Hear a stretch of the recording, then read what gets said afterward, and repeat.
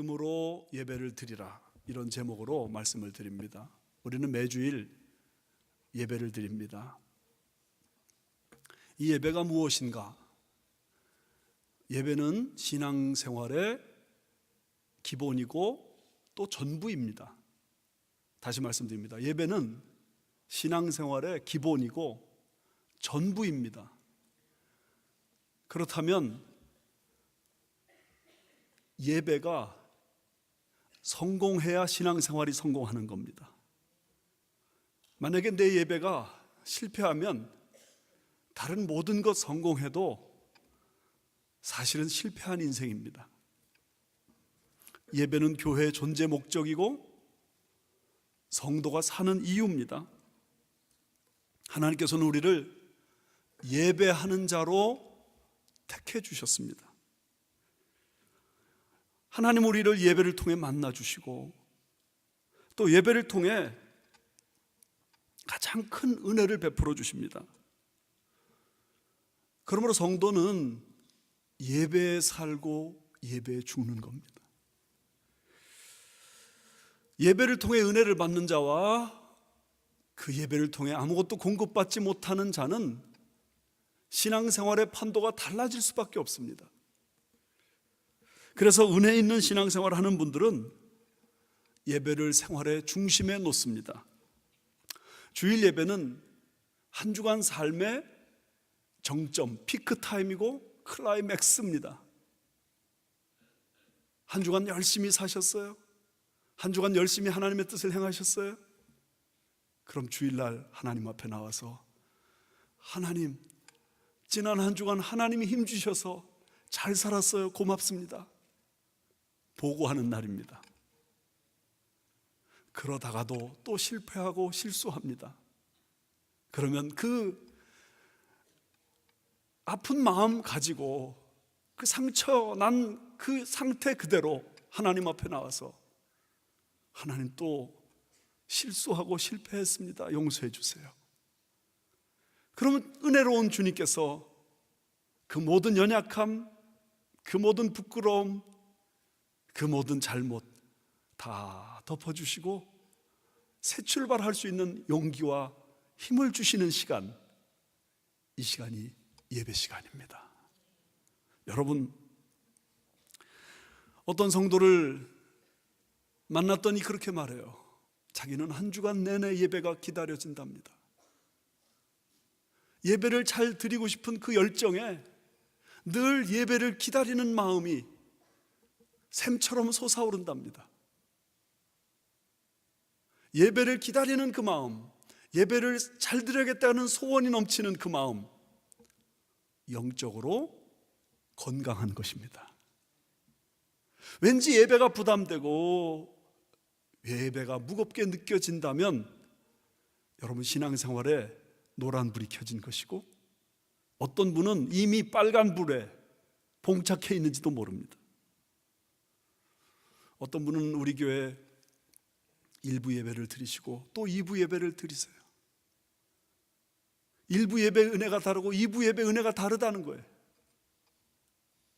설교하는 저도 1부 예배와 2부 예배 설교 원고 똑같지만 제가 전하는 말씀이 달라요.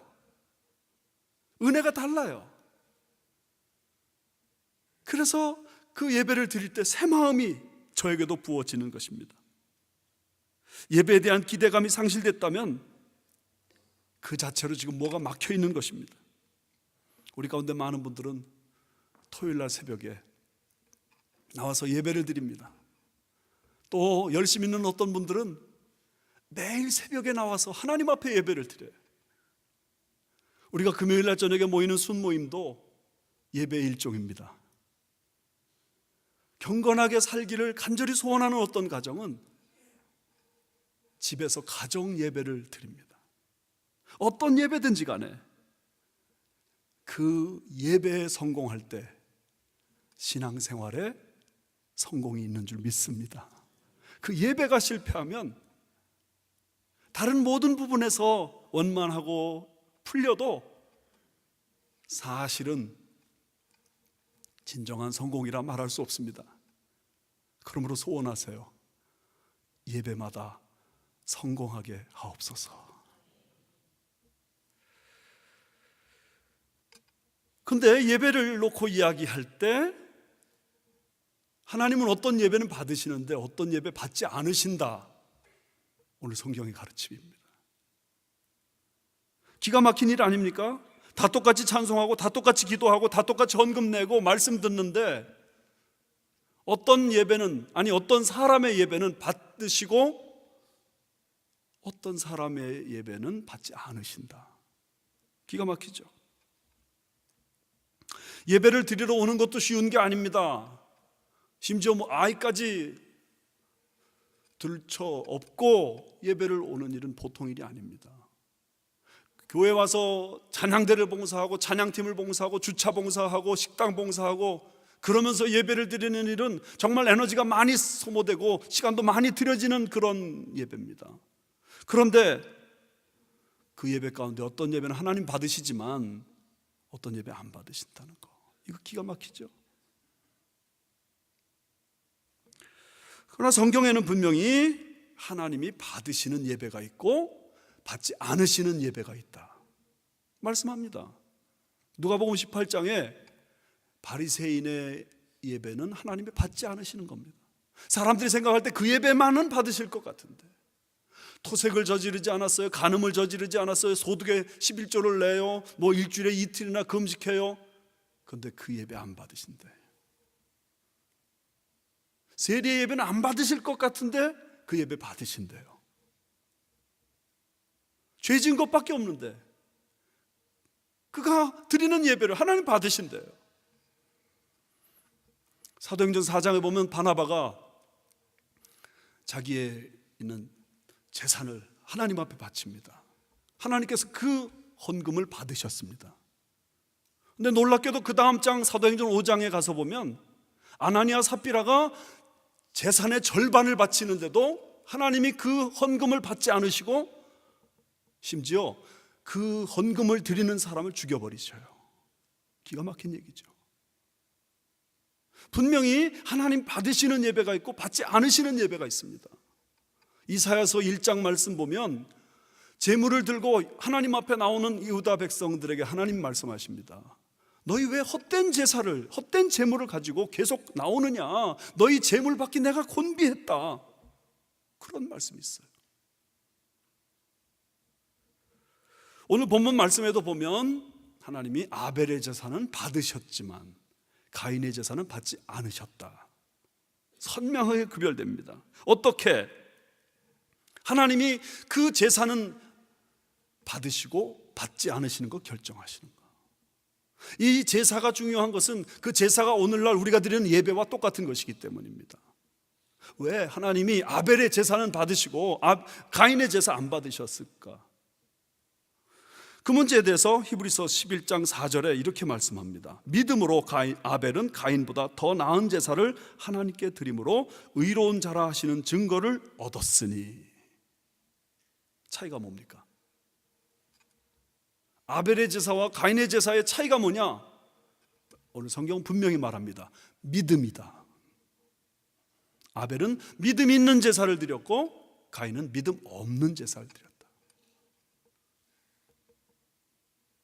여러분, 아벨이 드리는 것처럼 믿음으로 제사를 드리는 예배 받으시지만 믿음 없이 예배를 드린다?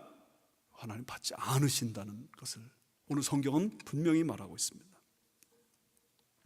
여기 아벨이 가인보다 더 나은 제사를 드렸다 했는데 더 낫다는 말은 헬라어로 플레이온이라고 하는데 양이나 질적으로 더 탁월하다, 더 풍성하다, 더 뛰어나다 그런 뜻입니다. 하나님 보실 때 가인의 제사보다 아벨의 제사는 더 탁월한 제사인 겁니다. 하나님 보실 때 가인의 제사는 아벨의 제사보다 못해도 한참 못한 그런 제사인 겁니다. 그래서 하나님 못 받으시겠다는 겁니다. 그렇다면 그 믿음은 도대체 어디서 차이가 났는가? 우리는 창세기 4장을 가봐야 그 답을 발견할 수 있습니다. 4장 가서 보시면 4절 5절에 이렇게 되어 있습니다. 여호와께서 아벨과 그의 제물은 받으셨으나 가인과 그의 제물은 받지 아니하신지라. 그렇다면 여기 사람도 중요하고 제물도 중요합니다. 왜요? 아벨과 그의 제물, 가인과 그의 제물 구별하니까. 무슨 뜻이냐면 아벨은 믿음의 사람이었다는 것입니다. 그리고 그가 드린 제물도 믿음의 제물이었다는 말이 됩니다. 반면 가인은 믿음 없는 사람이었다는 말입니다. 그가 드린 제물도 믿음 없는 제물이었다는 것입니다. 그러므로 믿음의 차이가 있습니다. 여러분, 오늘 설교 제목 믿음으로 예배를 드리라. 믿음이 있으면 하나님 우리 예배 받으시는데 믿음이 없으면 미안하지만 하나님 우리 예배 받지 않으신다, 그런 말입니다. 그렇다면 이 믿음은 어디서 오는가? 믿음은 어디서 오는가? 로마서 10장 17절에 믿음은 들음에서 나고 들음은 그리스도의 말씀으로 말미암았느니라. 믿음은 기도 열심히 하면 생기는 게 아닙니다. 믿음은 봉사 활동에 같이 참여하면 생기는 게 아닙니다. 믿음은 어디서 생기는가? 그리스도의 말씀을 듣는 데서 생기는 것입니다. 말씀을 들은 자 믿음이 생길 것이요, 말씀을 듣지 않는 자 믿음이 없는 것입니다. 나는 왜 이렇게 믿음이 없지? 답은 분명합니다. 말씀을 듣지 않았기 때문에. 조그만 믿음이 생겼습니다. 왜 그런가? 분명합니다. 말씀을 들었기 때문에. 자, 그렇다면 오늘 아벨은 어떻게 믿음의 제사를 하나님 앞에 드리게 됐는가? 답은 뻔합니다. 하나님의 말씀을 들었기 때문입니다. 누구에게 들었는가? 성경에 어디 나오는가? 나오지 않습니다. 그러나 믿음으로 아벨은 제사를 드렸다는 이 말씀을 놓고 볼 때 아벨은 분명히, 아니요, 가인도 포함시킵시다, 하나님의 말씀을 들었습니다. 어떻게 그렇게 말할 수 있느냐? 그들의 부모님이 아담과 하와입니다. 아담과 하와가 어렸을 때부터 이 가인과 아벨에게 분명히 말씀을 했던 것을 우리는 추측할 수 있습니다. 온 세상이 어떻게 만들어지게 됐는지 부모님에게 들었습니다. 인간은 어떻게 시작됐는지 부모님에게 들었습니다. 우리가 왜 에덴 동산에서 쫓겨났는지 들었습니다. 죄가 얼마나 무서운 것인지 분명히 들었습니다. 이 죄 문제 어떻게 해결하는지 분명히 들었습니다. 창세기 3장 15절에 여인의 후손이 사탄의 머리를 친다고 그랬습니다. 결국 이 죄 문제를 해결하는 방법이 메시아를 통해 주어진다는 사실을 희미하게나마 가인과 아벨은 그 부모에게서 들은 것이 분명합니다. 3장 21절에는 하나님께서 아담과 하와에게 가죽옷을 지어 입히셨죠. 동물의 희생이 거기 따랐습니다. 인간의 죄의 부끄러움을 가리기 위해선 동물의 희생이 반드시 있어야 된다. 들었습니다. 그랬기 때문에 하나님 앞에 아벨은 그 믿음으로 제사를 드렸고, 제가 또 하나 더 추측하는 거, 아마도 가인도 그렇게 처음에는 희생의 제사를 드렸을 것이 분명합니다. 여기에서 이제 우리는 어떻게 해야 하나님이 우리 예배를 받으시는가, 어떤 것이 믿음의 예배인가, 중요한 원리 몇 가지를 발견할 수 있습니다. 첫 번째, 우리는 예배를 드릴 때 반드시 그리스도의 희생을 근거한 예배를 드려야 됩니다. 다시 말하면 십자가를 통해서 하나님 앞에 예배를 드리는 것입니다. 다시 말하면 예수 그리스도의 보혈의 능력을 힘입어서 하나님 앞에 예배를 드리는 것입니다. 만약에 그것이 전제되지 않는다면 우리가 드리는 모든 예배는 일종의 종교 행사가 될지는 모르죠. 세상의 친목단체 모임이 될지는 모르죠. 그러나 그것을 예배라 할 수는 없습니다. 우리의 예배의 확실한 근거는 예수 그리스도의 희생에 근거합니다. 저는 추측합니다. 아벨도 가인도 이 희생 제사를 드렸을 것입니다. 그런데 오늘 성경 말씀 보면 아벨은 양으로 희생 제사를 드렸지만 가인은 곡식으로 제사를 드렸습니다. 어떻게 된 겁니까? 답을 정확하게 말하기 어렵습니다. 하지만 한 가지 3절 말씀을 보면 단서가 나옵니다. 보세요. 3절에 세월이 지난 후에, 세월이 많이 흘렀습니다. 하나님 앞에 예배를 계속 드리는데, 제사를 계속 드리는데, 아마도 이것도 추측입니다. 가인도 아벨도 처음에는 양을 잡아서 희생을 했을 것이 분명합니다. 그런데 아벨의 직업은 목축이고 가인의 직업은 농사입니다. 그러다 보니까 아벨은 계속 그 양으로 제물을 드릴 수 있었지만 가인은 이게 좀 번잡스럽습니다. 이거 꼭 양으로 드려야 되나? 내가 농사지니 이 곡식을 하나님 받으시지.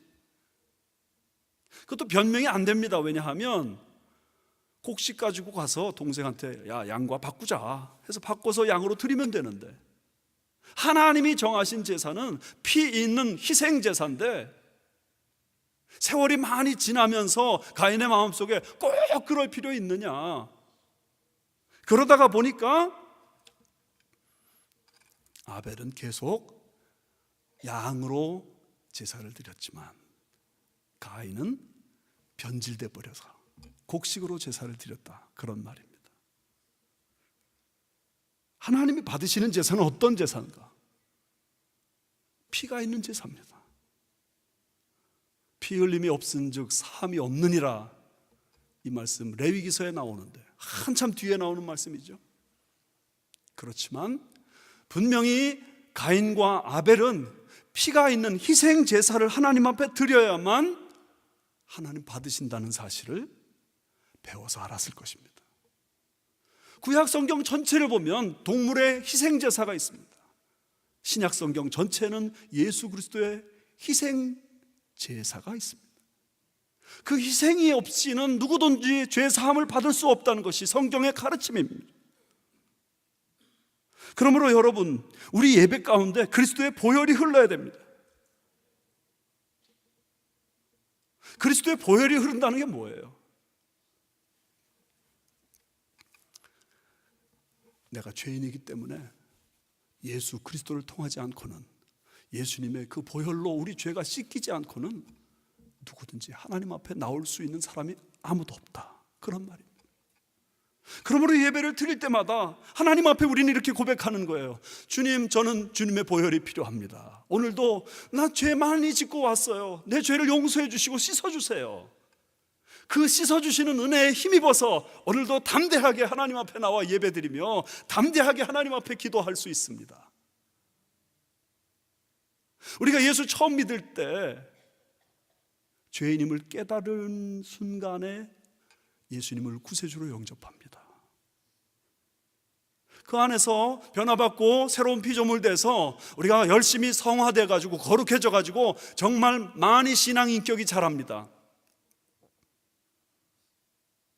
그러나 우리 인생 마칠 때 뒤돌아보면 정직하게 말하는 사람은 내가 죄인입니다, 이 말밖에 할 게 없습니다. 봉사했어요? 헌금했어요? 충성했어요? 그리스도께서 나를 위해 희생해 주신 그 은혜 때문에 좀 흉내낸 겁니다. 내가 드린 게 하나님께 무슨 그렇게 큰 의미가 있겠어요? 한국교회에서 이미 오래전에 돌아가셨지만 지금도 가장 존경받는 박윤선 목사님, 그분이 성역 50주년 감사 예배를 드리는 시간에 이렇게 말씀하셨어요. 저는 83년 묵은 죄인입니다. 그분같이 경건한 분이 없어요. 한국 목사님 중에서도 그분처럼 하나님만 바라보고 하나님만 위해 사신 분이 없는데, 그분이 인생 말미에 저는 83년 묵은 죄인입니다. 무슨 얘기입니까? 아무리 우리가 거룩하고 경건하게 살았다 하더라도 우리 인생 마칠 때 뒤돌아서서 하나님 앞에 고백할 말은 주님, 저는 죄인입니다. 여러분의 신앙생활이 살아있는 신앙생활이냐 죽은 신앙생활이냐는 여기서 결판납니다. 나를 죄인으로 여기는가, 아니면 내가 제법 괜찮은 사람으로 여기는가. 우리는 다 가인의 피를 받은 가인의 후예들이에요. 여러분, 우리 자신을 정직하게 돌아보세요. 얼마나 우리 속에 죄가 들끓는가. 우리가 다른 사람들 앞에서는 그런 뜻한 모습 우리는 갖고 있지만 아무도 보지 않을 때 우리가 어떤 사람입니까? 불꽃 같은 눈동자로 우리를 살피신 하나님 앞에 우리가 어떤 사람들이냐고요. 황순원 씨가 카인의 후예라는 소설을 쓰셨습니다. 1945년 광복이 이루어진 다음에 북한에 공산정권이 들어섰습니다. 공산정권이 들어서서 프롤레타리아 계급 소장농들을 완장을 채워주고 지도자로 만들었습니다. 거기에 도섭 영감이라는 그냥 순하고 평범한 사람이 나옵니다. 그 사람 소장농이었습니다. 그런데 공산정권이 들어서면서 완장을 채워줬습니다. 그래서 사람들을 평가하고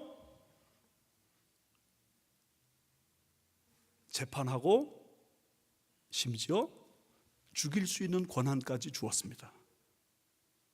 그러니까 그가 자기를 사랑해주고 자기에게 은혜를 베풀어준 지주를 정죄하고 죽게 만듭니다. 그 소설 내내 계속 그런 얘기입니다. 기회가 주어지지 않아서 나쁜 짓을 못하지, 기회가 주어지니까 사람은 짐승으로 바뀌고 우리 모두는 다 카인의 후예입니다. 그래서 아무리 경건해 보이는 사람도, 아무리 훌륭한 사람도, 아무리 돌을 닦은 사람이라 하더라도 그리스도의 희생 제사에 근거하지 않고는 하나님 앞에 나올 사람이 없습니다. 그러므로 주님 앞에 나올 때는 항상 손들고 나오는 겁니다. 천부의 의지 없어서 손들고 옵니다. 주 나라 박대하시면 나 갈 데 없습니다. 그러나 동시에 주님 앞에 나올 때는 또한 그 보배 피를 근거해서 나오는 겁니다. 내 주의 보혈은 정하고 정하다. 내 죄를 정케 하신 주 날 오라 하신다. 약하고 추해도 주께로 나가면 힘 주시고 내 추함을 곧 씻어 주시네. 큰 죄인 복받아 살 길을 얻었네. 한없이 넓고 큰 은혜 베풀어 주소서. 그 피가 마음속에 큰 증거됩니다. 내 기도 소리 들으사 다 허락하소서. 내가 주께로 지금 가오니 십자가의 보혈로 날 씻어 주소서. 여러분, 예배를 드릴 때마다 큰 예배든 작은 예배든 소수가 모여서 드리는 예배든 많은 대중이 모여서 드리는 예배든 우리는 이 고백을 드려야 됩니다. 주님, 저는 주님의 보혈이 필요합니다. 십자가의 은혜가 필요합니다. 저는 죄인입니다. 저를 용서해 주시고 새롭게 하여 주옵소서. 이것을 믿음이라 합니다. 두 번째, 예배는 하나님 제일주의로 드리는 것입니다. 예배의 말 자체가 worship입니다. worth 플러스 ship, 그 가치에 합당한 영광을 돌리는 것이 예배입니다. 하나님이 어떤 분이십니까? 온 천하를 만드시고 나를 지으신 분이십니다. 하나님보다 높은 이 세상에 아무도 없습니다. 가장 절대적으로 영광과 찬송과 존귀를 받으실 분 우리 하나님이십니다. 그렇다면 그 하나님 앞에 어떻게 예배를 드려야 되겠는가? 아벨은 그 면에서 하나님의 인정을 받은 것이 분명합니다. 여기 4절 말씀에 아벨은 자기도 양의 첫 새끼와 그 기름으로 드렸더니, 아벨이 제사를 드릴 때 여러 양 중에서 첫 새끼를 하나님 앞에 드렸다는 이 대목, 소홀히 넘어갈 수 없는 대목입니다. 잠언 3장 9절에 내 재물과 내 소산물의 처음 익은 열매로 여호와를 공경하라. 이 말씀도 사실은 아벨이 이 땅을 살고 나간 수천 년 후에 기록된 말씀입니다. 그러나 예배의 정신은 아벨 때부터 분명했습니다. 하나님이 가장 존귀한 분이시기 때문에 가장 최선을 다하는 것, 그것이 예배의 본질입니다. 예수님도 그것을 가르쳐 주셨습니다. 너희는 먼저 그의 나라와 그의 의를 구하라. 사무엘상 2장 30절에 나를 존중히 여기는 자를 내가 존중히 여기고 나를 멸시하는 자를 내가 경멸하리라. 하나님을 우리가 찬양하고 하나님을 높이는 가장 귀중한 시간이 예배 시간입니다.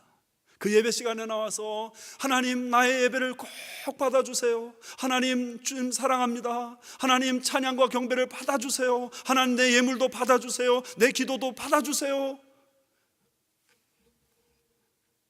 그 마음과 뜻과 정성이 그 예배에 다 들어갈 때 그를 향하여 하나님 말씀하십니다. 믿음이 있다.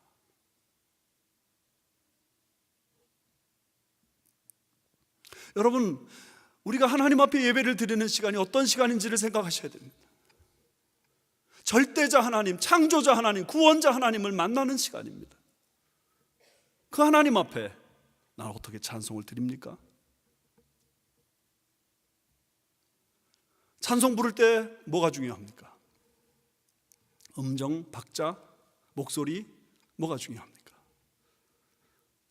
그 가사 앞에 무너지는 마음이 제일 중요합니다. 복음성가로 부르느냐 찬송가로 부르느냐, 그거 예배의 본질이 아닙니다.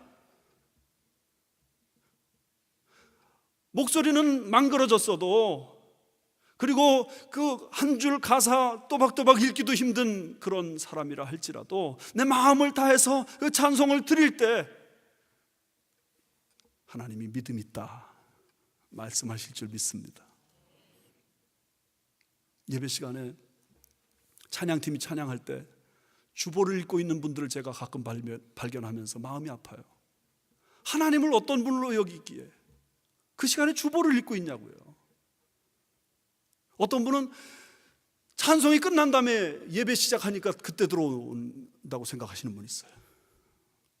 아니에요. 찬송이 하나님 앞에 드리는 것이잖아요. 예배가 무엇인가를 여러분 생각해 보세요. 예배는 내가 받는 겁니까? 내가 드리는 겁니까?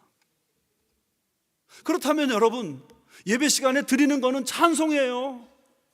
예배 시간에 드리는 건 헌금이에요. 예배 시간에 기도를 드리는 거예요. 말씀은 내가 받는 거예요.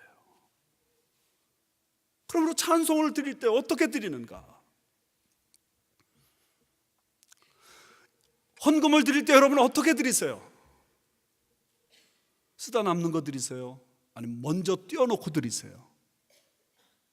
많은 것을 드리느냐 적은 것을 드리느냐, 그 문제를 따지는 게 아닙니다.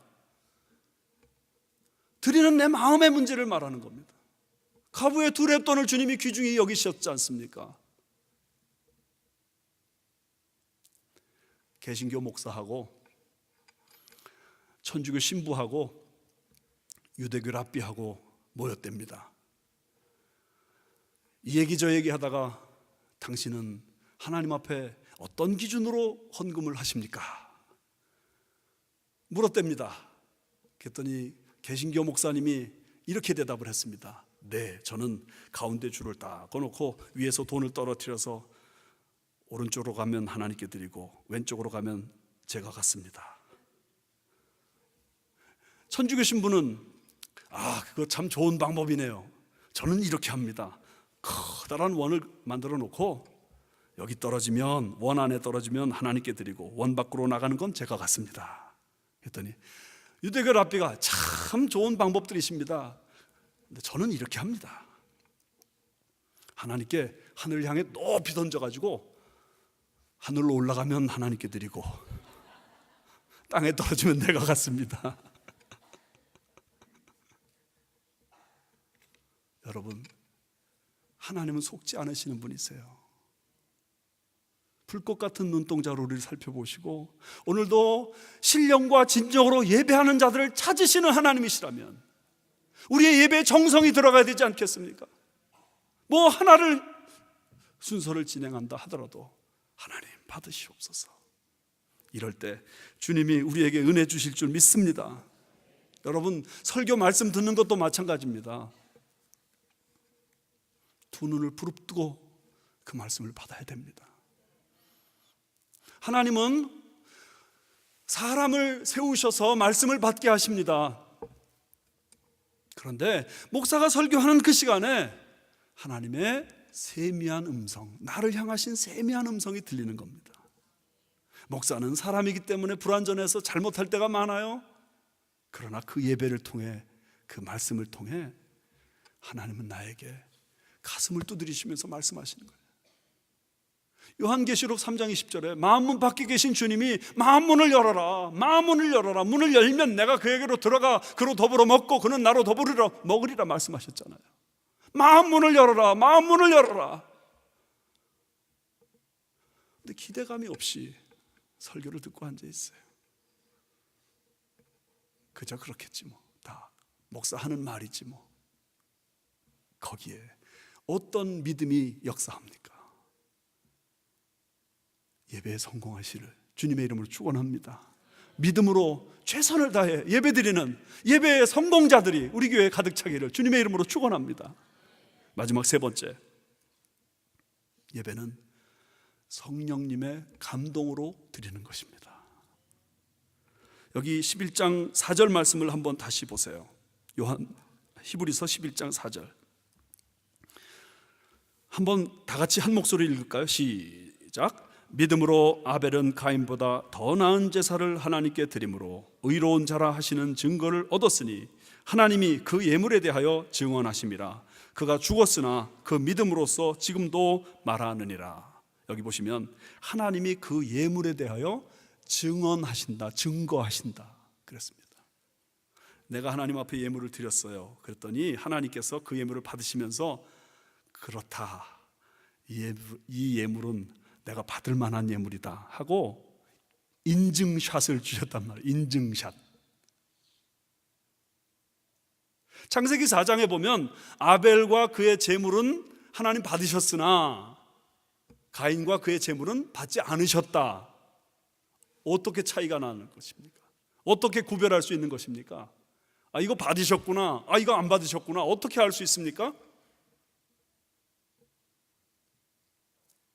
바로 그 부분을 말하는 겁니다. 하나님, 우리가 정말로 참된 예배를 드릴 때 하나님 받아주시면서 됐다, 그 예배 내가 받는다, 인증샷을 주신단 말이에요. 그것이 신약시대에는 어떻게 나타나는가? 성령의 감동, 감화로 나타납니다. 요한복음 4장에 주님 말씀하시죠. 하나님은 영이시니 예배하는 자가 영과 진리로 예배할지니라. 여기 진리는 예수 그리스도를 말합니다. 영은 성령을 의미합니다. 하나님은 이렇게 예수 그리스도를 통해 예배드리고 성령을 통해서 예배드리는 사람을 하나님 오늘도 찾으시는 겁니다. 그런 의미에서 오늘 예배를 통해서 나를 증거하고 싶어 하는 사람들은 성령의 감동 감화를 받을 수가 없습니다. 나를 증거하고 싶어요. 나를 드러내고 싶어요. 나의 명예를 드러내고 싶어요. 내가 하나님께 바치는 것들 드러내고 싶어요. 내 지식을 드러내고 싶어해요. 내 부를 드러내고 싶어해요. 사람들이 인정해주면 교만해집니다. 인정 안 해주면 절망감에 허덕입니다. 그러나 높이 계신 그 하나님 앞에 다 올려드리면 하나님께서 너의 예배 내가 받는다 이래 주시는 겁니다. 어떤 어머니에게 두 아들이 있었는데 한 아들은 수학을 잘합니다. 큰 아들이 수학을 잘한대요. 그래서 이 아들은 수학 경시대회 오는 날만 기다리는 겁니다. 수학 경시대회 했다 하면 1등이 되니까 뭐 기분이 너무 좋죠. 어머니도 너무 기뻐합니다. 그런데 그 집의 둘째 아들은 형이 좋아하는 그 시간에 방 안에 들어가 쿡 처박혀가지고 나오지도 않습니다. 둘째 아들은 바이올린을 잘 켠대요. 수학 경시대회 때는 코가 빠져 있지만 바이올린 경연대, 음악 경연대만 되면 신바람이 나는 겁니다. 그런데 그때 수학 잘하는 큰 형이 또 코가 빠집니다. 어머니는 바이올린에서 1등 해가지고 돌아오는 그 아들 보고 너무 좋아합니다. 큰 아들, 작은 아들 다 자기를 드러내려는 관점을 가지고 있기 때문에 이게 힘든 겁니다. 그러나 어머니의 관점은 큰 아들이 잘하면 큰 아들대로 좋고 작은 아들이 잘하면 작은 아들대로 좋고, 나를 증거하는 것은 나를 힘들고 고통스럽게 만듭니다. 남편에게 나를 자꾸 어필하니까 관계가 힘들어지는 겁니다. 나를 알아달라고 하니까 힘들어지는 겁니다. 아내에게 나를 자꾸 증거하니까 관계가 깨지는 겁니다.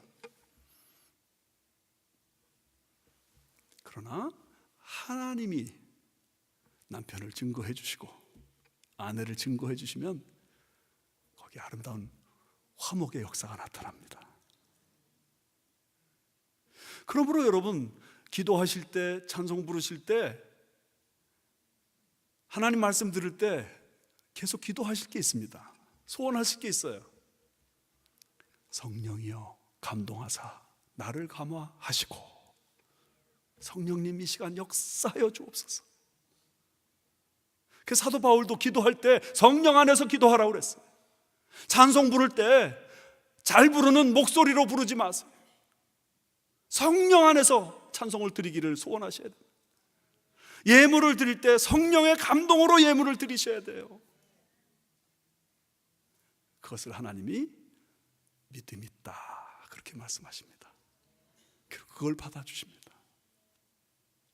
아벨은 믿음으로 제사를 드렸기에 하나님 앞에 연락받았습니다. 가인은 믿음 없이 제사를 드렸기에 제사가 드려지지도 않았고 질투심으로 동생을 죽이는 죄악에 빠졌습니다. 우리 예배, 오늘 우리 삶의 분기점에 서 있습니다. 예배에 성공하면 우리의 인생은 승승장구요, 행복이요, 만족입니다. 예배에 실패하면 나도 모르는 나락에 빠져버립니다. 믿음으로 예배드려 승리하시는 저와 여러분 되시기를 주님의 이름으로 축원합니다.